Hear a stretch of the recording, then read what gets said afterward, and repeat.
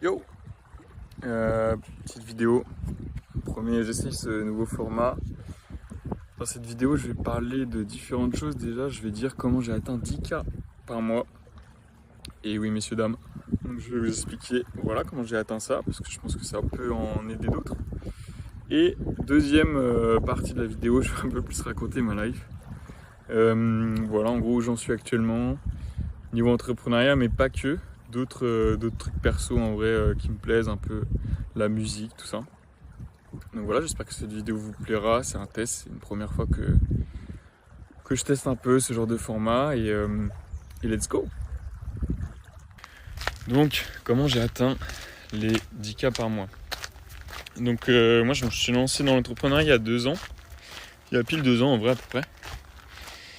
Donc en vrai, rapidement mais classique, bah voilà, le salariat ça me tentait pas forcément trop. Donc je tombais sur les vidéos de Yomi, les trucs classiques en vrai. Antoine Blanco beaucoup. Et donc ça m'a chauffé à me dire vas-y let's go, essayer de lancer un business. Je partais vraiment de zéro, hein. Surtout en vente, en marketing.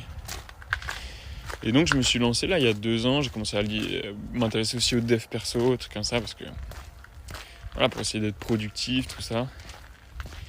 Et donc j'ai commencé à commander des livres déjà, lire des livres un peu, dev perso, trucs comme ça. Et puis me dire, ça c'est donc la première phase, me dire ok, let's go, essayer de lancer un business. Au début, je procrastinais comme beaucoup, je pense, avant de lancer le premier business, tester un premier truc. Je pense que c'était lié à la peur de l'échec surtout.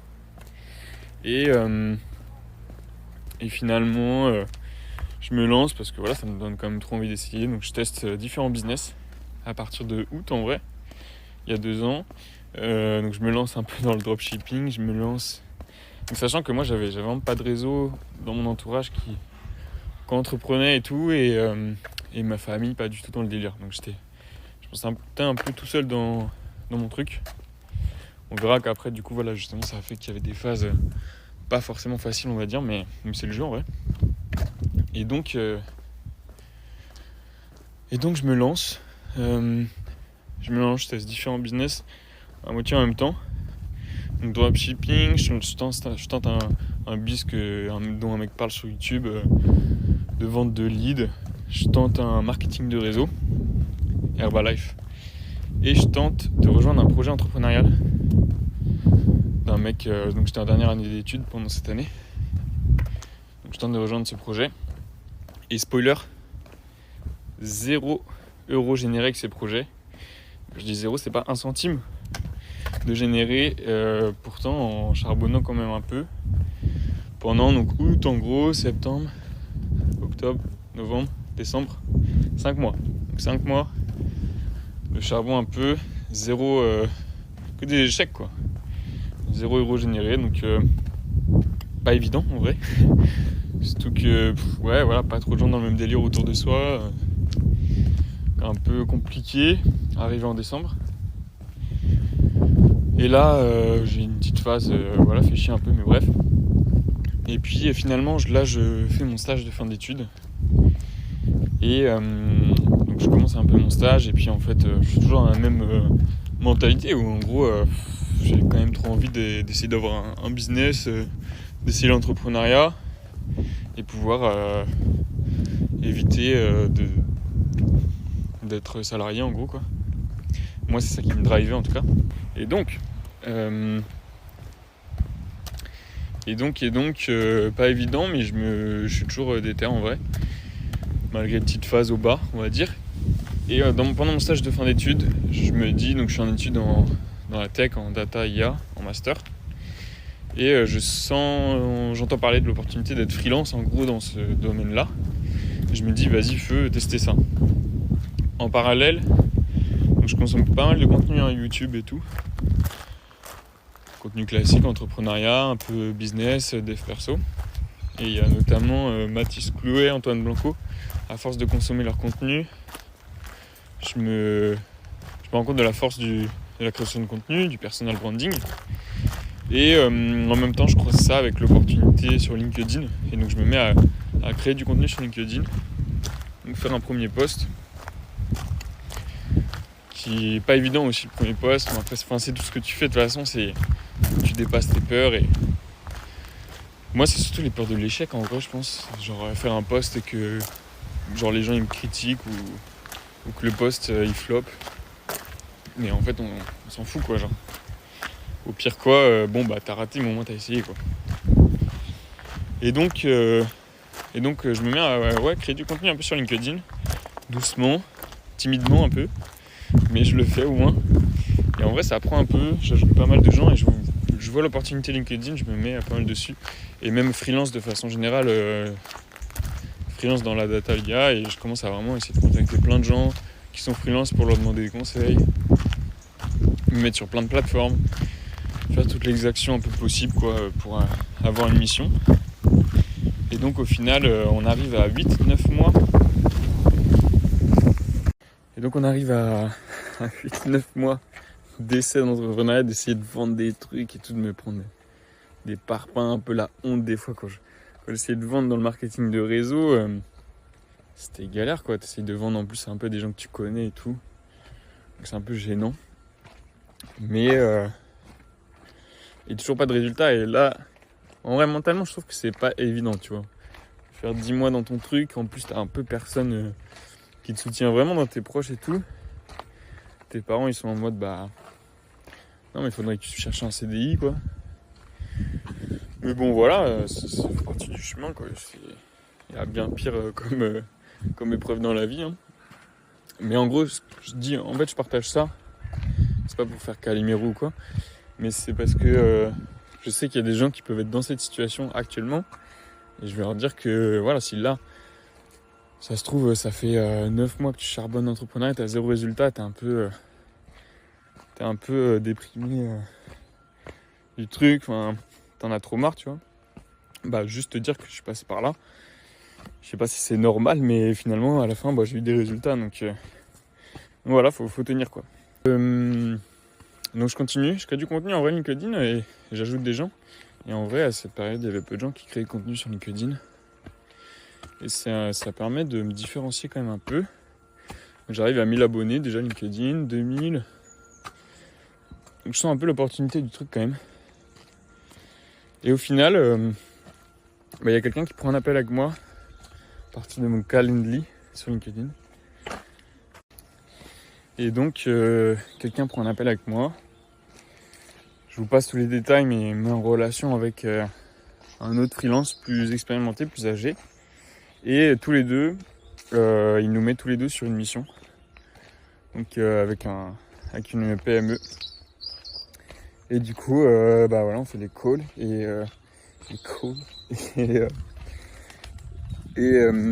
bah je commence à bosser pour cette boîte et je fais ma première facture du coup. Facture de, je sais plus, 3-4 000 euros. Et je suis refait parce que du coup, je finis mes études. J'ai pas à prendre un CDI. Je suis payé à un taux horaire qui est largement plus élevé que ce que j'aurais eu en CDI normalement. Et en vrai, qui fait partie des limites des pourcentages des Français les mieux payés en France, quoi. Et donc c'est trop cool. C'est trop cool, ça paye. Je commence à vivre de ça. Donc là, on va dire, on a passé toute la première phase jusqu'à générer mon premier euro. Donc ça m'a fait 1 an. Et même vivre de ça en vrai. Parce que du coup, j'ai même pas besoin tellement d'autre chose. Là, j'ai mon client. Et globalement, tous les mois, j'ai de quoi vivre, voire un peu plus même que ce que j'ai en CDI en ayant moins d'heures de taf au total. Donc, banger. Let's go. Il fait pas beau là, mais en vrai, c'est stylé. Hein. Bonjour. En vrai, c'est stylé le golf, mais il faudrait que je fasse une autre vidéo quand il fera beau. En tout cas, c'est cool, je suis content parce que je m'en bats les couilles quand même. Je fais ma vidéo. Ouais, ce sera plus à la poster, c'est plus la poster qui m'impressionne, je pense. On verra. Et donc, je disais, voilà, première phase faite, premier euro généré en entrepreneuriat et même je vis de ça. Donc, trop cool, trop cool, trop cool, trop positif. Et en vrai, j'en veux plus en vrai. J'en veux plus. En vrai, mon but, voilà, c'est quand même plus de de m'enrichir, de développer une liberté financière un peu, pour que les trucs de l'argent quoi, classique, et les trucs positifs, parce que je sais qu'en France il y a une vision négative de l'argent. Quand on dit qu'on veut faire beaucoup d'argent, c'est assez mal vu. Moi j'ai un peu évolué mon point de vue là-dessus, et donc j'ai pas honte, même si ça me gêne encore un peu hein. Mais personnellement en tout cas j'ai pas honte de dire que je vais faire pas mal d'argent, et c'est pas un problème. Ça veut pas dire que je vais voler les gens ou quoi. Je vais juste essayer d'apporter plus d'aide à plus de personnes, et du coup être plus rémunéré pour ça quoi. En gros c'est un peu ça, on va dire ça. Et donc je suis chaud pour aussi générer plus. Donc là ces mois-là je fais quelques milliers. Je pars même en Thaïlande parce que du coup je bosse à distance avec mon client globalement. Et donc j'en profite pour partir en Thaïlande parce que c'est trop stylé. Et donc je pars un mois et demi en Thaïlande, et j'arrive jusqu'à décembre comme ça.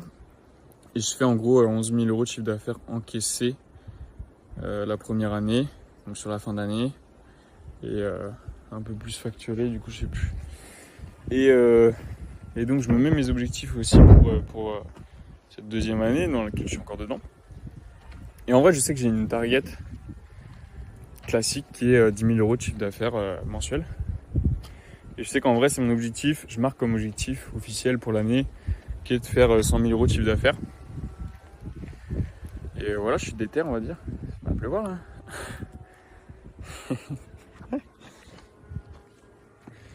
Et donc en fait, tout simplement, pour abréger, mon client, ensuite, donc, au début je bossais pour lui sur de la data.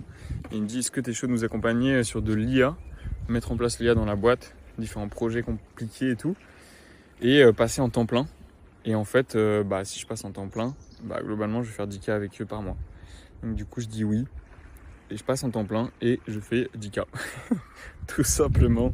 Je fais genre 9 800 en janvier, et je crois que c'est en mars que je fais 10 100 chiffre d'affaires, un truc comme ça hors taxe. Donc let's go. Voilà mon chemin jusqu'au 10K. N'hésitez pas si vous avez des questions, je pourrais y répondre.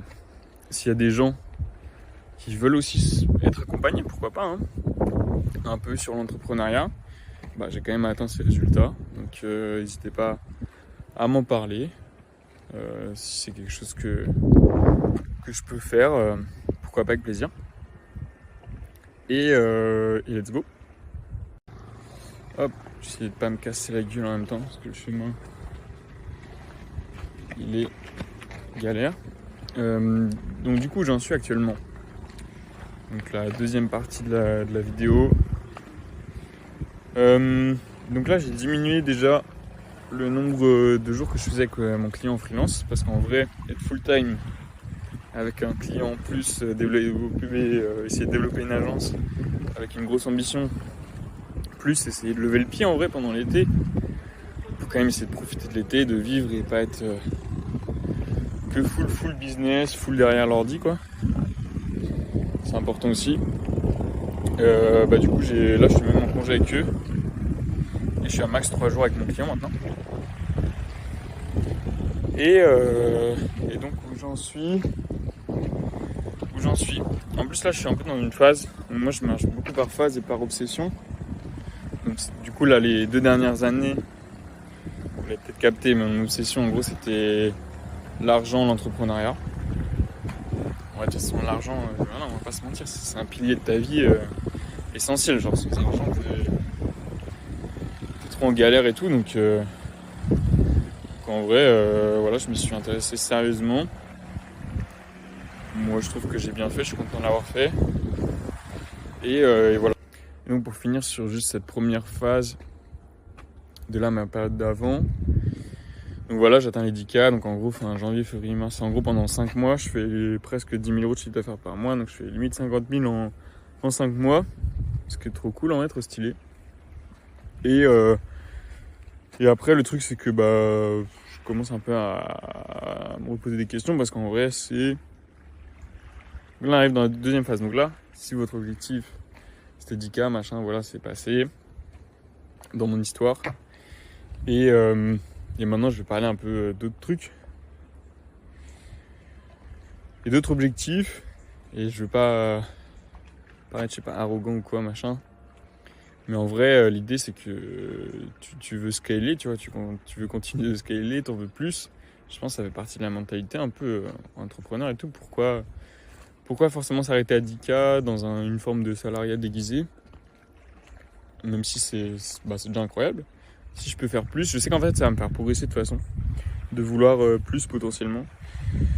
Donc je commence un peu à me motiver doucement, même si en vrai je suis tranquille. C'est-à-dire que niveau action et tout, je fais pas forcément beaucoup d'actions. Puis j'ai mon client en vrai qui me prend du temps. Et enfin, en fait, il y a un mec qui me propose de m'accompagner pour développer davantage mon agence, qui m'envoie un message sur Insta. Et en vrai, ça me titille un peu, ça me chauffe un peu. Je suis pas chaud de le payer, mais ça me fait poser la question, mais ouais, est-ce que, vas-y, pourquoi tu te motives pas à faire plus et tout. Et donc, je me chauffe un peu, je parle avec d'autres gens, avec qui j'étais déjà du coup un peu en contact d'avant, parce que j'avais contacté plein de gens, quoi. Et je me chauffe un peu. En même temps, j'avais quand même essayé déjà d'autres projets. Hein. Là, pendant l'année, j'ai pas juste fait mon freelance, c'est-à-dire que j'ai essayé de lancer d'autres projets entrepreneuriaux en même temps. Je peux dire quand même que j'ai quand même charbonné, même si les autres projets n'ont pas forcément eu de résultats. Mais j'ai essayé d'autres projets qui est de faire de l'apport d'affaires de freelance. J'ai pas réussi à en placer. Peut-être que j'arriverai là par la suite. J'en ai un qui est potentiellement en cours. Et un autre projet qui est de faire des dashboards pour infopreneurs. Avec bon après c'est un truc technique, mais bref, d'autres projets que j'ai essayé. Dashboard, c'est abandonné, en vrai ça va pas donner.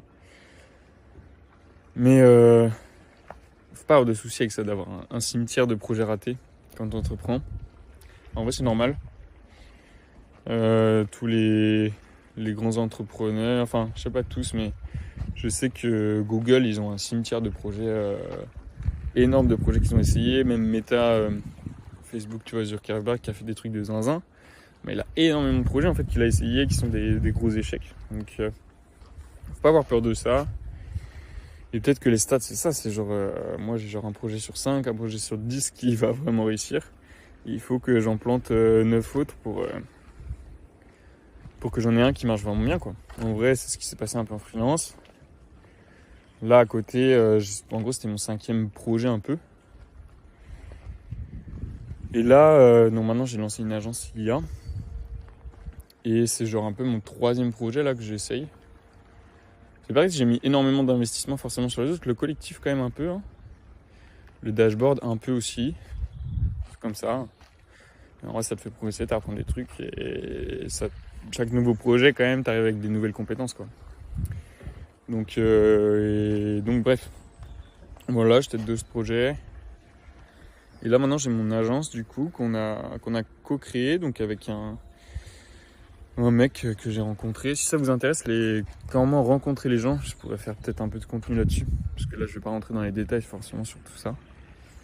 Mais c'est vrai que je commence à me créer un réseau mine de rien, donc c'est un truc en vrai important dans l'entrepreneuriat.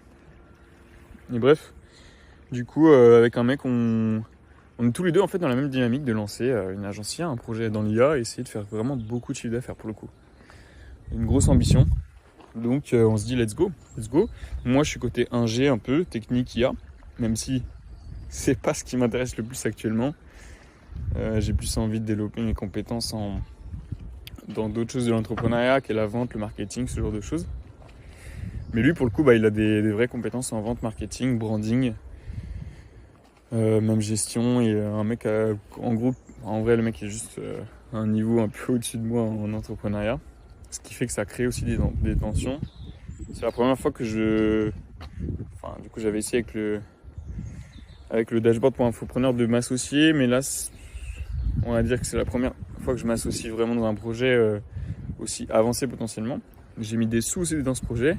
Je pourrais parler aussi de l'investissement que j'ai mis, de combien ça m'a coûté tout ça pour générer mon chiffre d'affaires, combien j'ai dépensé, parce que du coup vous voyez tout le temps passer des books qui vous disent faut investir en soi, faut payer des formations, Donc quelle est ma vérité, moi, mon témoignage dans tout ça?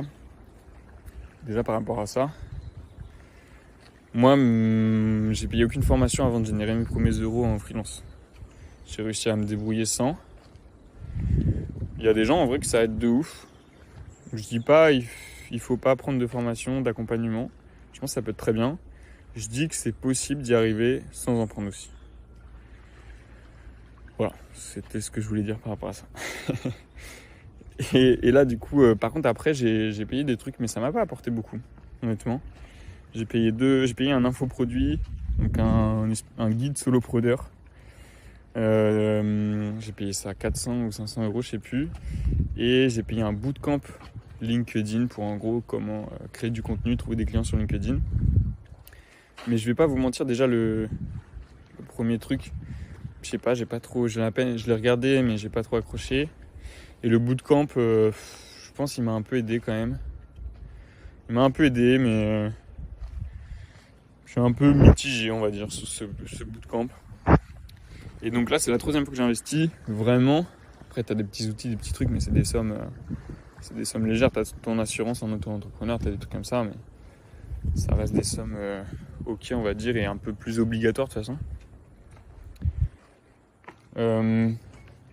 Et donc, là, pour l'agence, je paye mon cofondateur parce que lui, en gros, il a aucune entrée d'argent à côté.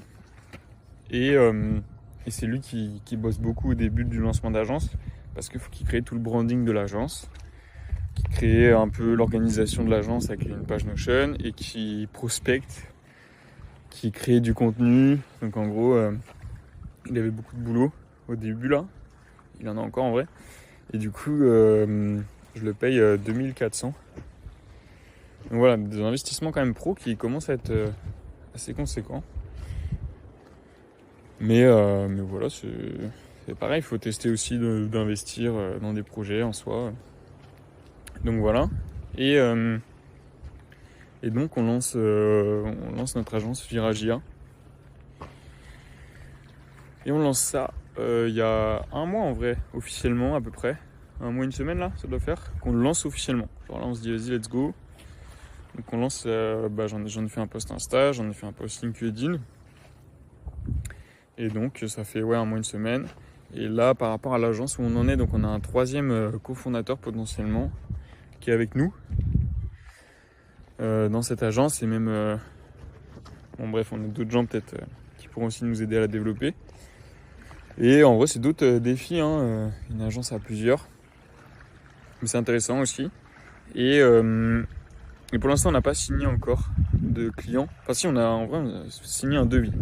C'est pas mal déjà, un devis à 7000 euros. Mais en gros, voilà, il y a pas mal de défis autour de l'agence qui est trouver notre offre un peu offre irrésistible, on va dire, et scalable. Voilà, c'est juste d'autres défis, c'est intéressant. Bosser à plusieurs, c'est pareil, c'est d'autres défis, on va dire. Mais c'est intéressant et en vrai, on peut aller chercher beaucoup plus loin. On avait quand même comme objectif de faire potentiellement 1 million de chiffre d'affaires annuel avec cette agence, au moins. Et une valorisation de l'agence à 1 million, voire à 5 millions.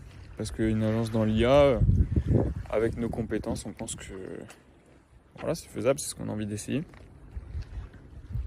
Non, c'est pas si simple que ça non plus, hein, de faire 100K par mois. Donc voilà, on essaie de développer ça. Pareil, je pourrais décrire un peu plus l'agence, où on en est, où on veut aller, comment ça se passe, s'il y en a que ça intéresse. Okay. Hello, merci d'avoir suivi cette vidéo. J'espère qu'elle vous a plu. Je sais pas trop si... Je pense que la deuxième partie où je raconte ma life, bon, je suis pas sûr que ça parle à beaucoup de gens. Je pense que c'est plus la première partie qui peut en parler. Mais en vrai, voilà, je suis content. J'avais envie de parler de tout ça. Mais moi, c'est kiffant, tu vois. Je fais cette vidéo, ça se trouve, je retomberai dedans dans 5 ans, 10 ans. Je me dirai, ah ouais, j'avais fait ça, j'en étais là à ce moment-là. Donc, je kiffe l'idée de tester ça. Et puis après, c'est du personal brand. Vous connaissez l'intérêt. C'est vraiment intéressant. Et voilà, let's go. Je suis curieux d'avoir vos retours dessus. Sans trop me démonter la gueule si ça vous semble nul. Mais non, en vrai, je suis curieux d'avoir vos retours dessus, ce qui vous intéresserait potentiellement. Les sujets que vous aimeriez que je traite, globalement, s'il y en a. Si tout le monde s'en bat les couilles, bah c'est pas grave, je ferai d'autres choses. Non mais en vrai, voilà, merci d'avoir suivi. Abonnez-vous si vous voulez suivre mes aventures. Et donnez-moi des idées en commentaire de sujets, de vidéos que vous aimeriez que je fasse. Voilà, let's go. Il y a peut-être une grosse interview qui sort bientôt sur ma chaîne. J'en dis pas plus, mais un profil super intéressant.